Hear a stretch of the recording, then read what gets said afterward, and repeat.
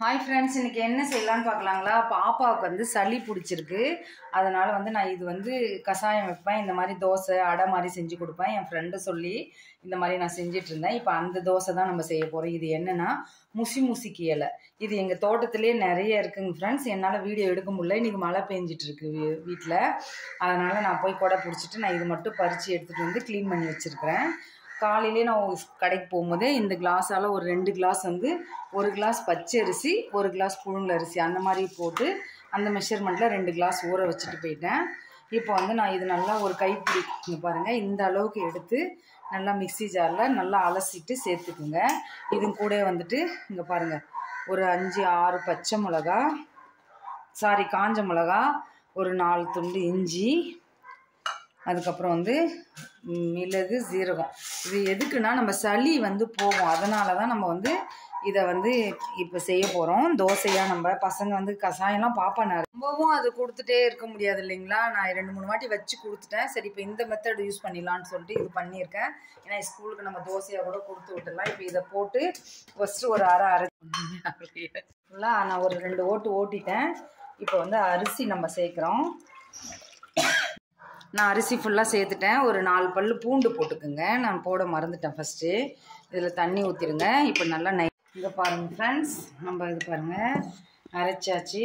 இந்த மாதிரி நைஸாக அரைச்சிடுங்க. நம்ம தோசை மாவு பதத்துக்கு இங்கே பாருங்கள் இப்படி சேர்த்துருங்க. நான் கொஞ்சம் தண்ணியாக தான் அரைச்சிருக்கேன். நம்ம அடை செய்யல, தோசை தான் செய்ய போகிறோம். இது வந்து நல்லா இப்படி கலந்துட்டு கொஞ்சமாக உப்பு போட்டுக்கலாம். நம்ம கல்லுப்பு தான் போடுறேன். நான் ஒரு 2 ஹவர்ஸ் வைக்க போகிறேன். அதனால தான் வந்து நான் முன்னாடியே அரைச்சி வைக்கிறேன். இப்படி போட்டுட்டு இதை கலந்து விட்டுருங்க. ஒரு ஸ்பூன் வச்சு இல்லை ஒரு கரண்டி வச்சு இப்படி கலந்து விட்டுருங்க. நமக்கு தண்ணியாக தான் இருக்கணும் இந்த மாவு, இல்லைன்னா வந்து நமக்கு ஒரு மாதிரி அடை மாதிரி வரும். நம்ம தோசைக்காக தான் செஞ்சுருக்கோம். அதுக்காக தான் நான் தண்ணியாக அரைச்சிருக்கேன். இது 2 ஹவர்ஸ் கிட்ட ஆகட்டும். அதை பாருங்கள் ஃப்ரெண்ட்ஸ், நம்ம ஒரு 2 மணி நேரம் கிட்ட வச்சுருக்கோம். இந்த மாதிரி இருக்கும் மாவு. இப்போ வந்து ஒரு தவா வச்சுக்கோங்க. கல் காஞ்சிருக்கு. இப்போ நம்ம வந்து தோசை ஊற்ற போகிறோம். ஏன்னா நம்ம கொஞ்சம் லைட்டாக அந்த புளிப்பு தன்மை, பட் நிறைய நேரம் வச்சிடக்கூடாது. நமக்கு அந்த இது ஆகிடும். இது கொஞ்ச நேரம் நம்ம ஒரு 2-3 ஹவர்ஸ் வச்சுருந்தா போதும். இதை அப்படியே போட்டுட்டு மேலே லைட்டாக எண்ணெய் போடுங்க. இதுக்கு நான் வந்து பூண்டு, காஞ்ச மிளகா, இது சின்ன வெங்காயம் போட்டு ஒரு இந்த சின்ன வெங்காயம், பூண்டு, காஞ்ச மிளகாய், புளி லைட்டாக வச்சு இந்த சட்னி அரைக்கிறேன். இது சூப்பராக இருக்கும் இந்த காம்பினேஷன். இந்த அரைச்சிட்டு வந்து காட்டுறேன். இது தோசை அப்படியே நல்லா சூப்பராக வரும் ஃப்ரெண்ட்ஸ். நமக்கு வந்து நம்ம இந்த முடக்கத்தான் தோசைலாம் போடுவோம் பார்த்தீங்களா, அந்த மாதிரியே இருக்கும்.